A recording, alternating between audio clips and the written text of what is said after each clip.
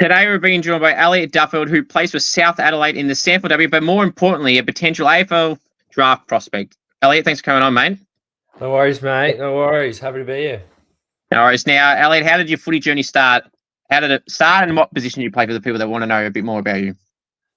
Started off back in the day at South Adelaide Football Club. Yep. I was there. I reckon Dad took me to the footy club when I was about 2 weeks old. So I've pretty much grown up there, and that's where it all started. And currently playing as a centre half back for South Adelaide. Very nice. Obviously being 192 centimeters, is that correct? 193, sorry, is that about accurate? Because that's what online says, 193. Yeah, 193 is when I was last measured, but I reckon I've shot up a little bit. But, Okay, because we know these days, and you may have seen some over time, where these websites that have all these stats, they kind of fabricate it a little bit. They kind of sometimes they add more than what someone is and less. I just wanted to clear the air with that. So that's semi-accurate. 6 months ago. Yeah. Semi-accurate. Yep. Sometimes for some people they don't like it when they get it wrong. So I just wanted to try that there. Now that's right. Throw another curveball your way, Elliot. How many people spell your first name wrong? How many variations do you get? 1 L, 1 T? How's it all go? Yeah, it's very rare that they get it right, actually. Most of the time they get the double L. Most of the time they get double L, but very rarely they do the double T. So not very often. No, well, I'm glad I got it right. I made sure of it. Sometimes like auto-correcting it. So I'm glad I very nice I got that. You got it. Awesome. That's the main thing. Now, representing SA in the state championship, Elliot, what did that mean to you to represent your state in the state championships? Play every game and play pretty well, but like more importantly, how was it to represent the state and have the opportunity to play in the state championships? Yeah, it was obviously a huge honour and huge achievement. Something that I'll never forget for sure. I think going into the tournament, I wasn't sure if I was going to play every game or what my role within the team was going to be. But with a few injuries here and there, and just taking my opportunity when it came, it was just a huge honour and loved every single minute of it. We'll never forget it. That's good. And then you mentioned there about injury created opportunity. Sometimes it's sometimes the best. Well, obviously you prefer to be straight up, but it's sometimes the best way to come in, because I've seen some places, whether that's AFL or AFL W, that don't originally start in the squad or weren't originally there at some point. They find their way in. They end up still having good opportunity and end up getting drafted. And in your case, you played every game, so it's a step in the right direction for you. And how did you feel that you performed throughout the state champs? Yeah, no, for sure. I think going in, obviously being, not so solidified in the team, I think there wasn't as much pressure on me, as a big name as such. So just being able to come in and play my role for the team and knowing that that's what was best, and that was a huge thing for the SA boys, was just the team first mentality and putting your egos aside just for the 5 weeks we were there. Yeah. Focusing on the team mentality, which I think is why we were so successful. And I think off the back of that, I think I'm a very team orientated guy, so I think that helped me throughout the champs, held me in good stead, and kept my confidence levels high. Whether maybe I wasn't winning my 1v1s, or if I was, I knew either way the team was going to help me and pick me up. So it was good. It was very good. What learnings did you take out of it, Elliot, going into the state championships, where now you've gone out of it and you've got a few games left for South Adelaide, as you were talking to me before. So what learnings have you taken from the state championships that you now take back to SANFL level for the last few rounds? Yeah, I think it's just that leadership and that team first mentality, 100%.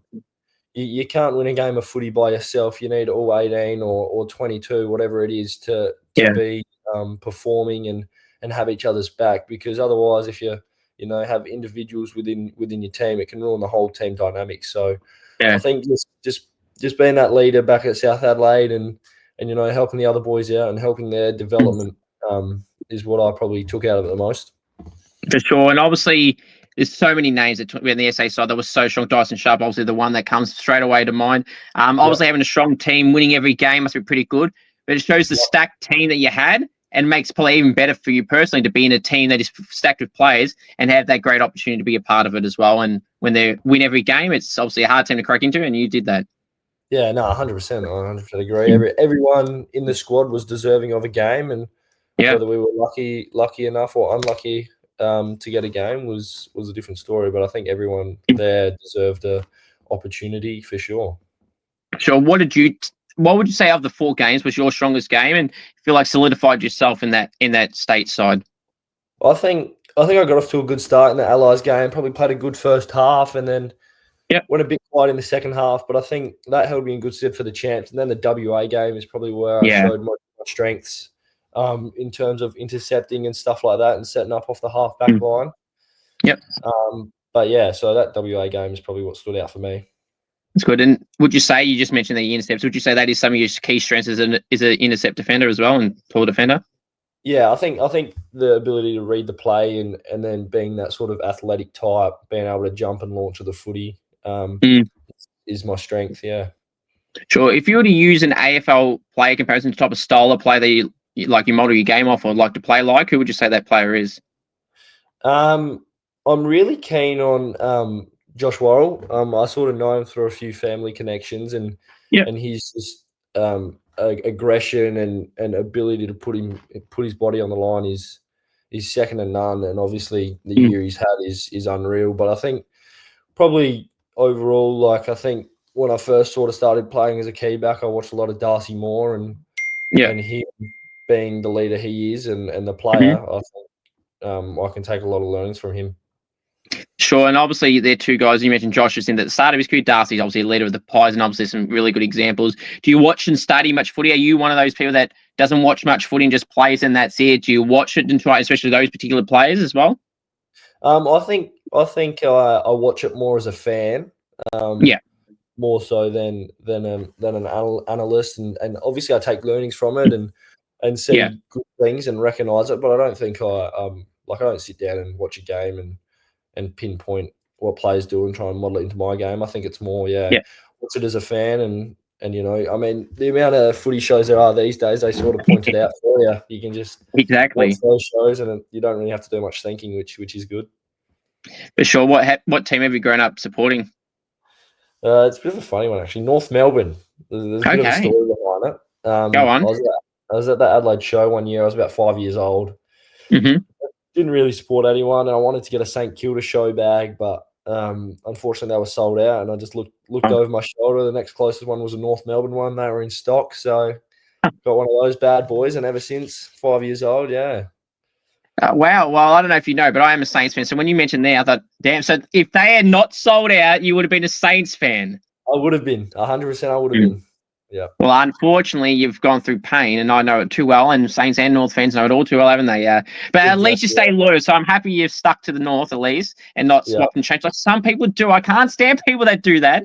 Yeah, well, I've been tempted a few times by Josh and the Crows and stuff like that. Oh yeah, of course. Footy, but no, they can stay as my second team. No one will ever be above North Melbourne. North Melbourne, that's very good. Now, obviously, if the great opportunity was to happen at the end of the year where you could be drafted, Elliot, were you happy to go anywhere, whether that's in SA or outside of SA, to go anywhere for a footy opportunity?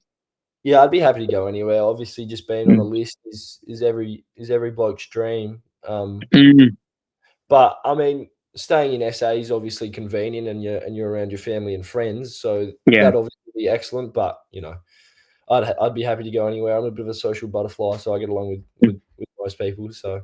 Yeah, very nice. That's good. You mentioned before about some of your strengths, going back to the strengths and that. What are some things you tried to work your game on and try and get even better at compared to your big ones? Yeah, I think, well, some of my strengths are probably my main focus areas. You know, being like, as I said, a taller defender and a bit athletic. So you got to be able to mark the ball overhead. Yeah. So I think that's been a big focus, just my aerial contest and ability to jump and run at the footy. So the footwork around that and getting myself in good positions. And if it's not winning the contest, you got to half it. You don't want to get beaten. So get a stoppage or get a big spoil in, I think, has been the main focus throughout the whole year. Obviously with a few different focuses along the way, whether it's positioning and stuff like that. But I'd say, the aerial contest has been the main thing. That's fair. Now, throughout the state championship, obviously, some people have the luxury to have so many of their own state team or teammates in the state championships. Did you have the opportunity to have any South Adelaide crew in there? If so, or if not, how did it feel like transitioning? Was it easier or harder with or without players from your own team in there? There was Jesse Nye from South Adelaide. He was in there as well, and me and him are great mates. We spend a lot of time together, obviously being at South Adelaide. But the whole crew, like you can name every bloke on that list, and I have a very good relationship, and I think a lot of the other boys would say the same. And I've got a bit of a basketballing background as well, so me and Shuey, big Aiden Schubert, we have a fantastic relationship. We've done a few basketball trips and whatnot together. So I've got great relationships with all the boys, Jet Darlitz, Harley Barker, a few of the Sturt boys. But all of them I'm very close with. Very good. Did they make that clearly? Then would have made it much easier, I'm sure, to transition pretty smoothly into a competition. Because some people can go into a state team where they got no one, they don't know anyone, they feel a bit, I don't know what the right wording is, but like a bit stressed going in compared to some others. But obviously that was nice and fruity.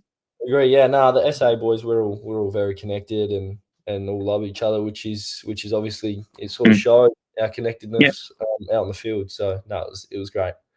For sure. Who were some names that you went into the state championship that you either might have thought were good players, but then you went and firsthand played with them and watched them as well and go, shit, they're pretty damn good. I think Mitchie Marsh is a huge one.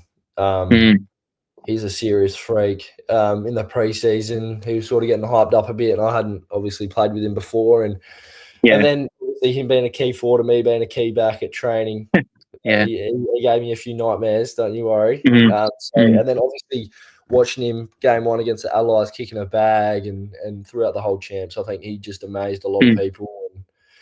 And I just sort of came.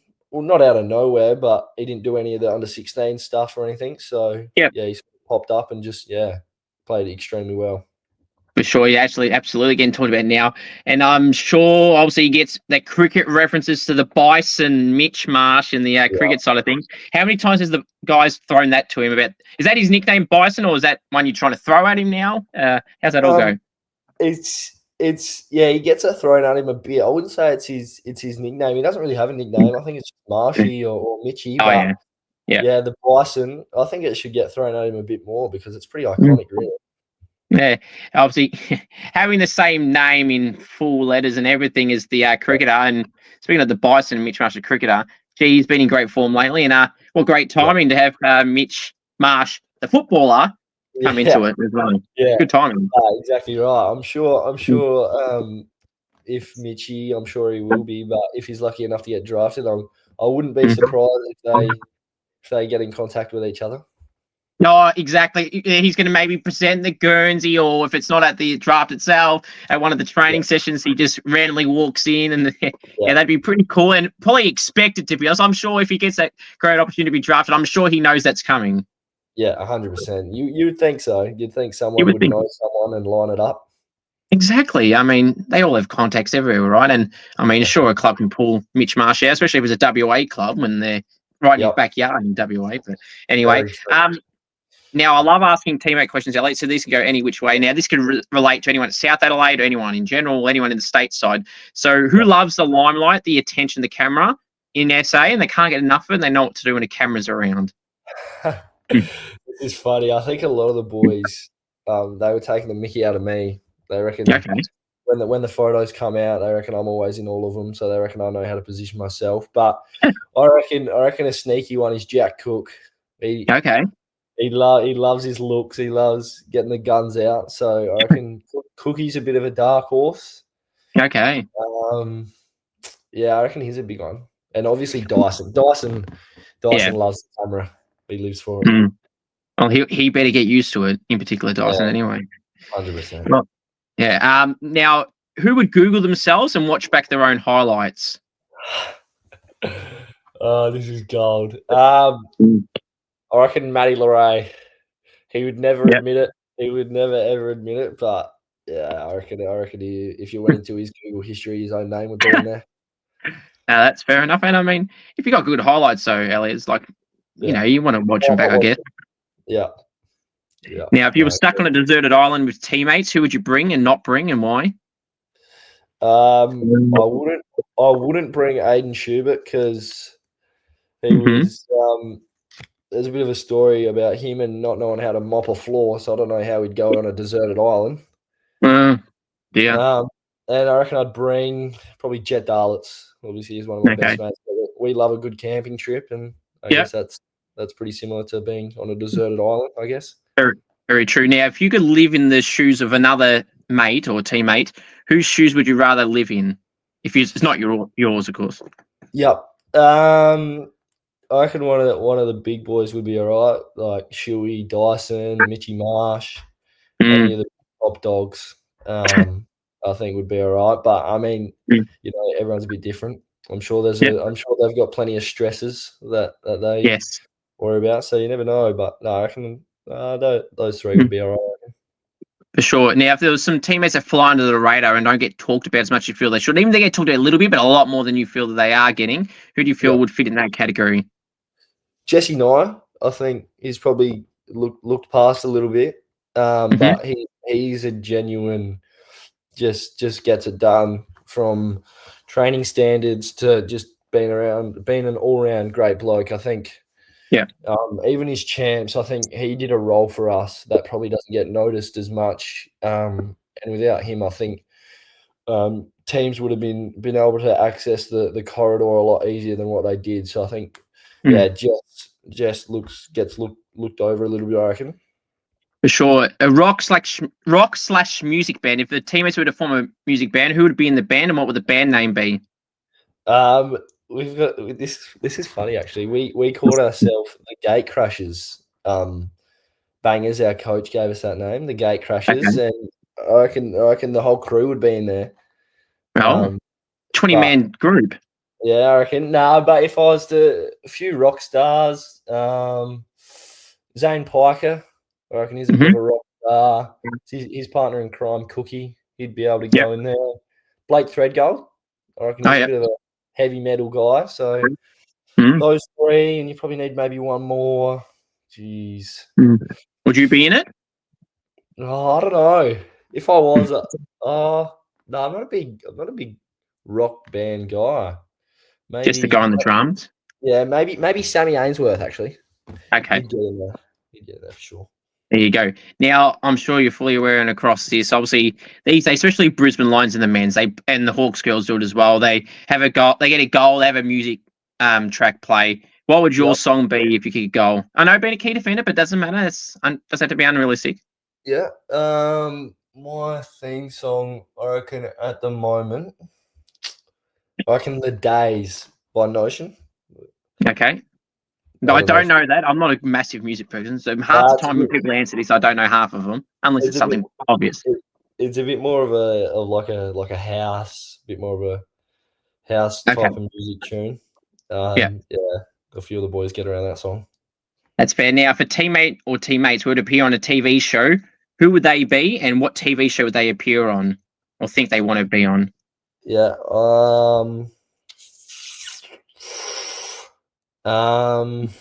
This is a good one. I reckon The Hangover. Oh yeah. Jack Cook, Luke Candy, Balin O'Brien, and who's the we'll chuck in Timmy Alva. All right, sounds good. Now, who would you say is the toughest opponent you've ever had to match up on, whether that's a SANFL level or through the state champs? Who would you say that player is? It'd be Aiden Schubert or Mitchy Marsh for sure. Mitchy Marsh gave me a bit of a handful. I can't remember what round it was early on in the year. I thought I did everything I could to stop him, and he still managed to bag 3 on me. And Shuey, just his ability to do it all. He can play in the ruck, get you up high on the ground, and then beat you on the way back because of how fit he is. So one of those two, they're definitely been my biggest challenge. That's fair. Now, Mark or Goldie, obviously being a defender, it doesn't have to be realistic, as I said. So Mark or Goldie, which one would you rather pull off and why? I reckon Mark of the Year. I think sitting on someone's head as long as you land on your feet and don't hurt yourself, I think that's an unreal feeling. Getting a second jump and just feels like time's in slow motion. Just sitting on someone's head would be unreal. It would be good. I always choose goals because I do goal kicking challenges, and that's the only thing I could ever do was kick goals. That's why I always choose that. But they're either right are so good, and I feel like with the goal you can probably gloat with it a little bit more. There's the celebration part, the ball coming back, and all that, and the camera's on you probably a bit longer. Whereas the mark, it will be highlighted, but like for 5-10 seconds, and then it's gone, no matter whether you're set shot or in play in the background or whatever. But both are good. Would you be one to post it though, Elliot, if you pulled one off? I don't know. Depends at what level I'm playing. I don't. If I got it highlighted right now, post on the SANFL. I don't know if I'd do it. I'd let the other people do the reposting. Oh, so it depends on the level now. So if it was AFL, you'd do it. I reckon. I feel like you get a bit of a license when you're in the AFL, though. You know. Okay. Yeah. Well, you're probably told to probably put it up too. But anyway, that's a good thing. Now, I love asking this about defenders because then you've been a defender. I think I know where the answer is going to be. Now, obviously, the forwards, you got the Coleman, the mids, you got the Brownlow. Rucks get recognised in Brownlow votes these days. Do you in the other defenders deserve their own official title of an award at the elite levels as well? Considering there's not one right now, but there's talks there might finally be one. Yeah, 100%. I'd be keen on that. I think defenders do a lot of the hard yards and don't get as much recognition because I guess they don't get to kick the good goals and get big clearances and get heaps of touches. So I think a best backman or best defensive player award would be great.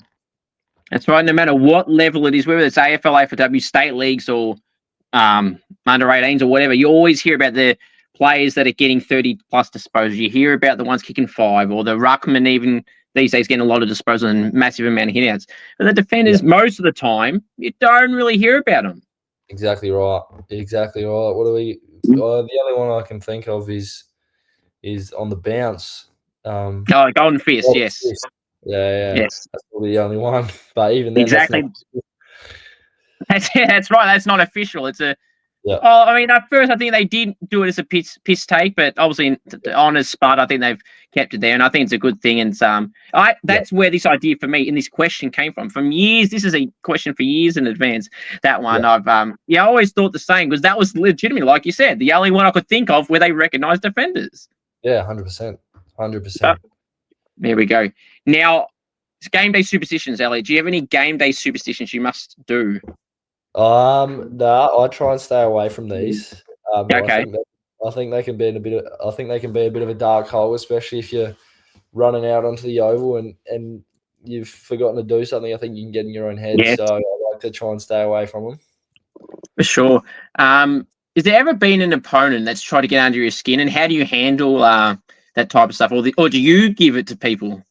I'm probably a bit more of the antagonist. Okay. Especially being a defender, I guess it's my sort of job to do that. Yeah. So yeah, I think me and Shuey being great mates. There was a few weeks ago where we got into a bit of a tussle, which is probably a bit of my fault because I was getting into him a fair bit. But no, I'd probably say I'm a bit more of the antagonist. That's fair. Did you beat him in that one-on-one matchup that day? The game or the fight? Or both. Oh, I'd like to claim him for the fight. I'd like to say I beat him, but he'd probably say different. And I think the day, I think it was pretty even. He went into the ruck, and obviously I didn't follow him into the ruck, and he sort of tore the game open then. But I think our matchup was not too bad, pretty even. That's pretty even, 50-50. That's good. Now, if you could choose another position to play on the ground, what position would you love to ideally say be flexible a little bit? If it's not as an intercept defender, where would you love to be? Well, at the moment, I'm experimenting a little bit. Obviously, we're not in finals, so last weekend and the next 2 games, I'm playing as a key forward, which on the weekend I really enjoyed. How'd you go? Giving a go down there. Oh, okay. I had 3 shots on goal, 2 points, and 1 out on the full. So if we get that accuracy right, look all right. Kick 3, but oh well. No, well, there you go. You got 2 more weeks to do that, and Hopefully it goes well. But how would you? Well, it's probably a funny time to ask this, considering what you just said you did in front of goal. But how would you fancy yourself in front of goal in general? Would you be pretty a confident type person? How would you, feel you are in front of goals? Oh, normally I think I'm not too bad in front of goals whenever I go down the oval just for a bit of a kick. Yeah. I think the drop punts are not too bad, but I think the stats from the pocket is probably something I need to work on. Hit the middle of the ball a bit and just go straight up in the air. Yeah. No, that's fair. Jumper number. Is there a particular jumper number that you wear that does it have any meaning behind it, or is it just a jumper number? Number 16. It's my favourite number. There's no. There is a bit of a reason. My brother and my dad. Dad played heaps of footy and wore number 17 his whole life, and my brother sort of inherited that, and I just thought it wanted to be a little bit different from him, so I just went for the old number 16, and I think 16's easy on the eye. I think number 16 looks good, so went for that and stuck with it. You know what I find very interesting, and I haven't really spoken too much on here about this to some people, but some people love, I know you mentioned 16, but some people have got a fascination with single-digit jumper numbers. Could you try and even explain why people are so obsessed with numbers 1 to 9? Is it generally because the better players or some of the best players are generally in those numbers? That's the only thing I can think of. Yeah, I think. If you think of all the guns in the AFL, they're all wearing single-digit numbers, whether it's the Bond or Paddy Cripps or whatever. I don't know. I feel like one number is easy to look at as well. You don't have to look at two numbers. It's just the one. So yeah, I'm not sure though. I've never really got it. No, it's interesting. It's obviously the Siwang and Malira wearing number 7. That's also another one you can throw into the mix of plenty of names that have single-digit numbers that are really, really good. Is there any players that you've known or played with, Elliot, throughout your time at South Adelaide or through SA that have gone on to make AFL in the last year or so? And if so, have you been able to follow their journey? Yeah, well, Sid Draper's obviously an obvious one. I only got the opportunity to play with him one game last year because he was with the senior squad and the league team. But then Benny Barrett, who he hasn't made his AFL in the SANFL, and he's a great bloke. He's a great laugh. So they're probably the main two that I know probably the best. Have you gone to lean on either of those two for advice on how to kind of handle this year at all?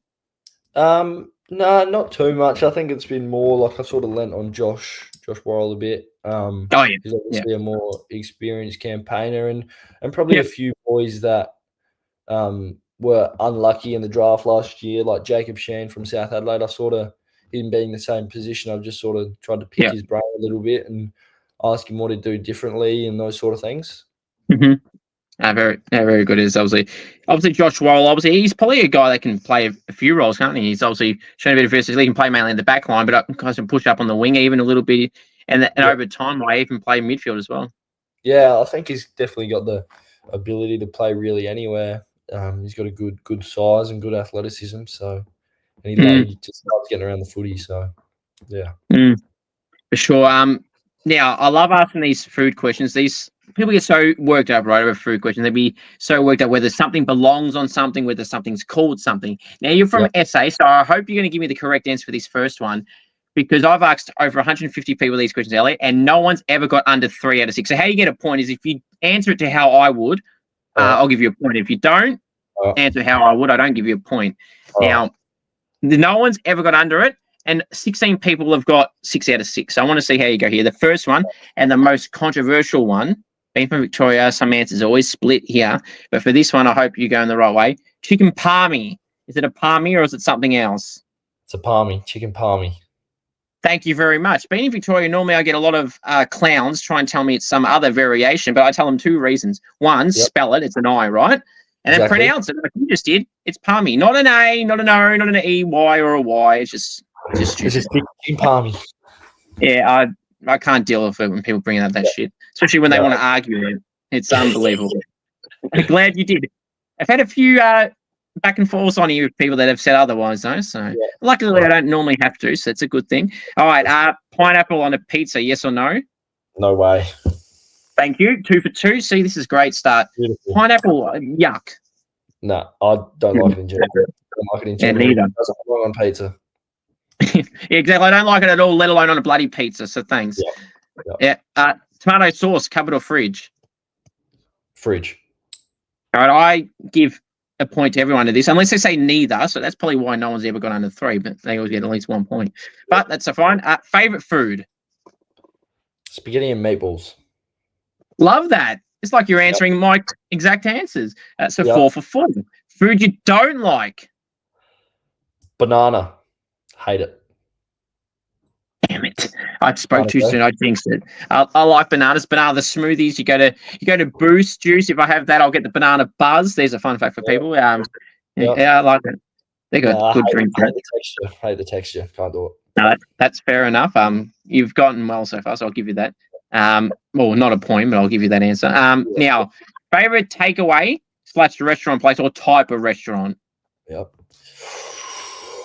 Well, obviously, if it's fast food, I'll go KFC. But if it's like restaurant or like fast food restaurant where you sort of go in, Pasta Go-Go. I'm not sure if you have that in Victoria or not, but I haven't heard of that. Pasta Go-Go. Unreal. Okay. What's your go-to order there? Rosé chicken. Any particular sauce or anything with that? Well, it's sort of that's the sauce is rosé sauce, so it's like not creamy and not tomato. It's sort of in between. Okay. All right. I'll give you 1 for that. So 5 out of 6. Not too bad. At least you blitzed it and and you're the bottom like some people. Now, some of your most prized possessions that you own. What are some of the most prized possessions that you own? Number 1 is my 80 series Land Cruiser. That's my most prized possession for sure. I don't think anything really comes close to that. That's fair enough. Any fun facts about you that people may not know or little people know? I don't know. I feel like a lot of people in the footy world don't know that I played state basketball. I think that's really fun fact. Another good sport. Yeah. No, basketball. Had to give that up though this year. Focus on footy. Yeah. Ever play cricket? I did, but I was shocking. I wouldn't even count playing. I was very bad. Okay, so I guess your high score isn't good then. I think I had a 56 not out against good. But to be fair, I think they had a lot of. I think it was under 16s at the time, but I reckon I had 12-year-olds bowling to me. People like to take the piss out of me with this because in the senior grades that I play now, I'm in my 20s, and people like to take the piss. I play the lower grade ones just because I want to, kind of, and they have. I think the age limit's 14, okay, for people that want to keep talking shit. But generally, 15. But generally, it's like 17-year-olds and old people and some in between, right? Yeah. And I made a 50 last year, 63 not out, just to be precise and accurate. And then there's always excuses, Elliot. They go, oh, the oval's too small. The team you're playing shit. It's like that's an old man's bowling to you or a kid's bowling to you. I'm like, no. We're at the same level. Most of them are generally the same age. Don't give me that shit. 63 is 63. Yeah, a 63 is a 63, just like a 50 is a 50. Absolutely. And my first 50 was in under 17s. 50 something not out. And fun fact about the most recent one last year, Elliot, I can't believe it because they're the only 2 half centuries I've ever gotten. And that game where I got 63 not out, a couple of games before that, I had a losing streak of over 1,000 days of the teams I've been in, right? So the game before that we broke the winning streak, I didn't get a bloody bowl. And at this point in last year, I was bowling every week, whether it was 2 overs. Our max is 8 overs. So depends any time in between that. But that game I didn't bowl, so I was pissed. And I made a bloody duck. No, I made a duck. No. Yeah, so it's like... Yeah, but we won. I took a catch. So, I mean, does that contribute to something I did, I guess? You get on a scorecard, don't you, for a catch? Exactly. Absolutely. And I put the scores up, so I bloody make sure it's on it. No, that's hilarious. That counts. It definitely counts. But the best one in that, 63 not out, I'm not making this shit up. So we're a side that would struggle to score 100, okay? We're playing on a small ground, granted. We were chasing 328 in a 40-over match. And in our grade, you're lucky to score. For us, you're lucky to score 100, and most teams struggle to get 150, if that, right? Yep. We chased it down. We won. Yep. That was the second win after that streak was broken, and that's when I made 63 not out. Got 3 for 17 off 8 overs in the bowling innings. Took a catch, which people know I don't take many catches, and then make 63 not out. And we needed 7 to win off the last over, and we had no wickets left. I was batting with number 11, and the pressure got to me, and it was on film because I vlogged some of the games. I got to get some too, so that was on film, or the back half of my batting innings was. So it was I'll never forget that because that's probably never going to happen again. And we only won 1 game after that. So it's amazing. So when you brought up your score, that just made me think of that. Any good bowling figures? Gee, nah, nothing that's official. Bit of school cricket, maybe a 3 Okay. for Not bad. I used to get the piss taken out of me for my bowling. Okay. What did you bowl off the pitch or 2 bounces or something? Yeah, bounces, full tosses, just anywhere but the spot. You're describing my grade of cricket right now. So yeah, pretty much. well, if footy doesn't work out, come play cricket at Inchilong, and we'll fix that for you. Fix that up. Any nicknames you get, Elliot? Obviously, I'm sure if the last name you might get a few nicknames. What nicknames do you get? Yeah, Duff is obviously the obvious one. Yeah. There we go. I was waiting for that. Yeah, Duff Man. Yeah. I get Moe, which is a bit of a random one. I used to love Elmo, and I guess Elliot.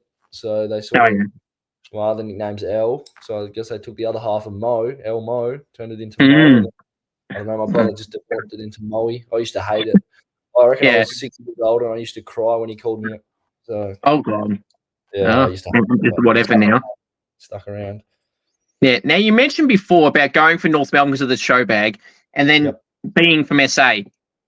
If you had to pick a club, if you had the great opportunity to be on an AFL list, if you had to choose between those two, or an SA club and North Melbourne, your club that you support, which one would you lean towards? Jeez, that is a tough one. Mm-hmm. I think you have to go for North Melbourne, but if it was out of Port and Crows, I think I'd lean towards the Crows. Okay, there you go. Oh, because of Josh? Yeah, probably Josh. I don't know. I think growing up in SA, there's 2 sides to the story. If it's either Port or Crows, and I think in a family and stuff like that, who's probably on the Crows side. So lean towards the Crows. They're going pretty well this year. They are playing very good footy. It's exciting to watch. And North obviously struggled throughout the year, but a few wins here and there and competitive losses. Yeah, I think there's a few good things to take out of this year. Obviously, that draw with the Brisbane Lions was good. Yes. Would have been good if they got over the line, but unfortunately they couldn't. But obviously, it would be frustrating for them. But I think they're still very young and got a lot to learn, so I think they'll be fine. For sure. Now, I got one more question for you, Elliot, so I really do appreciate you coming on, mate. And if that obviously AFL clubs, obviously meeting with clubs, have you ever had the opportunity so far to meet with clubs? If so, how have they been? Yeah, I have had the great opportunity. It's been good. Obviously, a few nerves get to you, but I think overall it's another experience and another dream that you dream of at the start of the year and as a young kid. So I think it's a lot of excitement around it. I think they went well. They've been really good. So we'll see how the rest of the year plays out. But they were good. Sure. Now, just a quick one off the back of that. Any road questions? We always hear over the years about some people getting asked if they were a car, what car were they? But you don't have to name the club. But have you been asked any particular road questions that made you at least stumble on it or go, shit, how do I answer this? Or why the hell were you asked that? Is there any that come to mind? Not from it might have been pretty cruisy, but I know one of the boys. I won't know who or what club, but they got asked if they have any kids running around, if they've got a kid, or if they've got a criminal record. So they're probably the 2 roguest ones I've heard. The answer was no to both of those questions, by the way, just to clarify. But none of the boys have any kids, but that was pretty funny. Yeah. Did this person that you're talking about, did they stumble on the kid question at least? Yeah. I think they had a bit of a laugh and didn't know really how to respond apart from saying no. Yeah. How would you react if you were asked that? I think I'd have a bit of a giggle and say not yet, or not that I know of, but nah. Very good. That now I've heard some rogue ones on camera, off camera, and I don't think I've heard one any more rogue than that one with the kid one. That's especially if they're a person that's drafted and they're not mature age players. If that's the case, well, whatever. But anyway, bizarre. Elliot, it's been a pleasure having you on, and mate, good luck at the end of the rest of the year at South, and hopefully at the end of the year we're calling you an AFL player at the end. I appreciate you coming on, mate. Appreciate that. Thank you. Thanks, no worries, anytime. Appreciate it.